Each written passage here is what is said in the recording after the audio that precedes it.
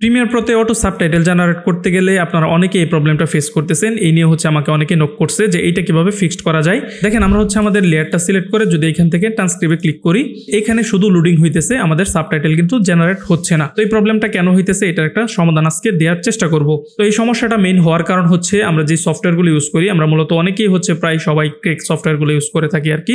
সেই ক্ষেত্রে দেখা যায় এটা মাঝে মাঝে কাজ করে, মাঝে মাঝে কাজ করে না। দেখা যায় যে আমরা শুধু ওয়েট করে যেতেছি কিন্তু আমাদের সাবটাইটেলগুলো জেনারেট হচ্ছে না। তো এই প্রবলেমটা ফিক্সড করার জন্য আমাদের অডিওটাকে আগে আমাদের এসআরটি ফরম্যাটে কনভার্ট করে নিতে হবে। তো এটা কিভাবে করবেন? এটা করার জন্য আপনার যে ভিডিও রয়েছে এটাকে আপনি একটা অডিও ভার্সন এক্সপোর্ট দিয়ে নেবেন। দেন আপনি চলে আসবেন গুগলে, তারপর গুগলে এসে সার্চ করে দিবেন jamsar.com লিখে, দেন সরাসরি আপনাকে এই ওয়েবসাইটে নিয়ে আসবে। এখন এইখানে আপনাদের ফাইলটা আপলোড দিতে হবে। তো এইখানে দেখেন সোর্স ফাইল, আমরা এটাতে ক্লিক করে আমাদের যে ফাইলটা রয়েছে এটা এখানে ইম্পোর্ট করে দিব।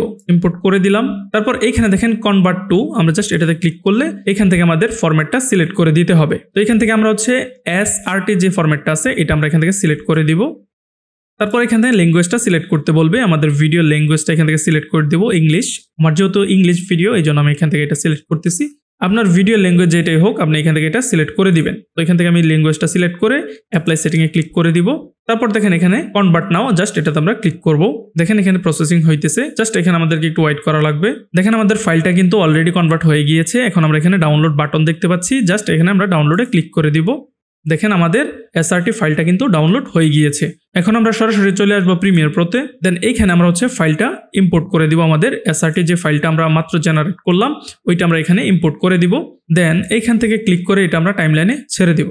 এরকম ডায়লগ বক্স ওপেন হবে, জাস্ট আপনি ওকেতে ক্লিক করে দিবেন। ক্লিক করার সাথে সাথে দেখেন এখানে কিন্তু আমাদের সাবটাইটেলটা চলে আসছে। এখন এখান থেকে আপনি চাইলে কিন্তু ডাবল ক্লিক করে এখানে আপনি কাস্টমাইজ করতে পারেন আপনার মতো করে। ধরেন এটার আমি একটু কালারটা চেঞ্জ করি, রেড করে দিলাম এবং আমি চাচ্ছি ফ্রন্টটা একটু বড় করে দেওয়ার জন্য একটু চেঞ্জ করে নিই ফ্রন্ট। এখান থেকে হ্যাঁ এই ফ্রন্টটা আমি দিয়ে দিলাম।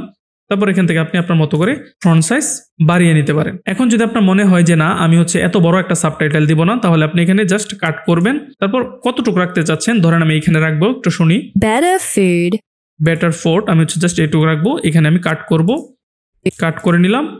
এখানে ডাবল ক্লিক করলেই এখানে আপনি আপনার সাবটাইটেলটা পুরো দেখতে পারবেন। জাস্ট আপনি এখান থেকে কেটে দিলেই হবে। আমি জাস্ট এইটুকু কেটে দিব, বেটার ফুড শুধু এইটুকু রাখলাম। তো এইভাবে আপনি চাইলে কিন্তু এখানে সাবটাইটেলগুলো কাট করে নিয়ে আপনার মতো করে কাস্টমাইজ করে নিতে পারেন। এগুলো ম্যানুয়ালি করতে গেলে ভাই অনেক সময়ের প্রয়োজন হয়। এই জন্য আপনি অটো সাবটাইটেল জেনারেট করে দেন আপনি কাজ করার ট্রাই করবেন।